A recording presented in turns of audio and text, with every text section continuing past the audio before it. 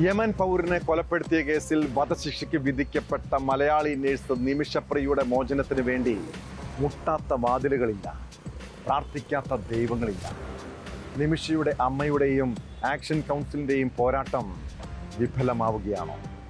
യമനിലെ ജയിലിൽ കഴിയുന്ന നിമിഷപ്രിയയുടെ വധശിക്ഷ ജൂലൈ 16 നടപ്പാക്കുമെന്നാണ് പുറത്തുവന്ന വിവരം. ഇതു സംബന്ധിച്ച ഉത്തരവിൽ യമനിലെ പബ്ലിക് പ്രോസിക്യൂട്ടർ ഒപ്പുവെച്ചു. ജയിൽ അധികൃതർക്ക് ഉത്തരവ് കിട്ടിയെന്നാണ് സൂചന.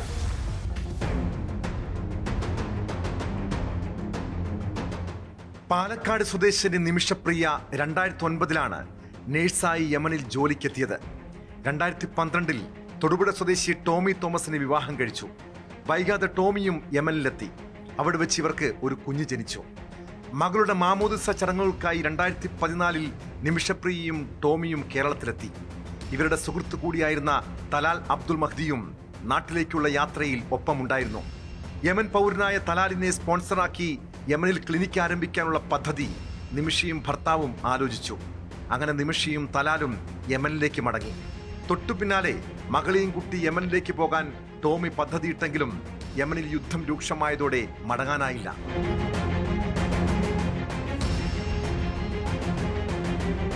2015 സനായിൽ തലാലിന്റെ സ്പോൺസർഷിപ്പിൽ ക്ലിനിക്ക് ആരംഭിച്ച നിമിഷയ്ക്ക് ആഭ്യന്തര യുദ്ധ കാലഘട്ടത്തിൽ കടുത്ത ചൂഷണങ്ങളാണ് അയാളിൽ നിന്നും നേരിടേണ്ടി വന്നത്.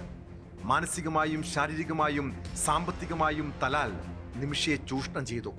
അങ്ങനെയാണ് 2017 ജൂലൈയിൽ യമൻ സ്വദേശിനിയായ മറ്റൊരു ജീവനക്കാരിയുമായി ചേർന്ന് തലാലിനെ കൊലപ്പെടുത്തിയത്.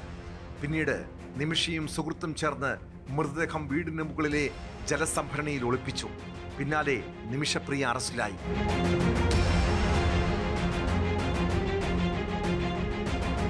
സംഭവശേഷം രക്ഷപ്പെടാൻ ശ്രമിക്കുന്നതിനിടെ പിടിയിലായ നിമിഷയെ വിചാരണയ്ക്ക് ശേഷം 2018 യമൻ കോടതി വധശിക്ഷയ്ക്ക് വിധിച്ചു.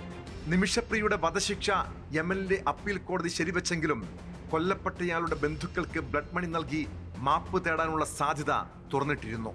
പിന്നീട് നിമിഷപ്രിയ ആക്ഷൻ കൗൺസിൽ രൂപീകരിച്ച് വിധിക്കെതിരെ വിവിധ കോടതികളിൽ അപ്പീലുകൾ നൽകിയെങ്കിലും അനുകൂല തീരുമാനമുണ്ടായില്ല. വധശിക്ഷ റദ്ദാക്കാനുള്ള നീക്കങ്ങൾ നടക്കുന്നതിനിടെയാണ് ശിക്ഷ നടപ്പാക്കാനായി ജയിലിൽ ഉത്തരവെത്തിയത്.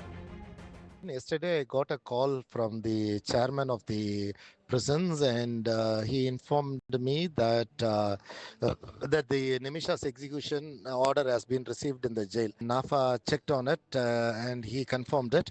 Then I immediately informed our embassy in Saudi Arabia. Our deputy ambassador assigned Badr to go to the jail and confirm the thing.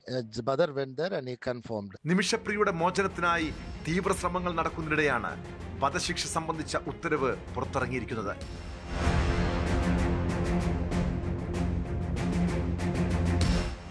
News desk, news 18.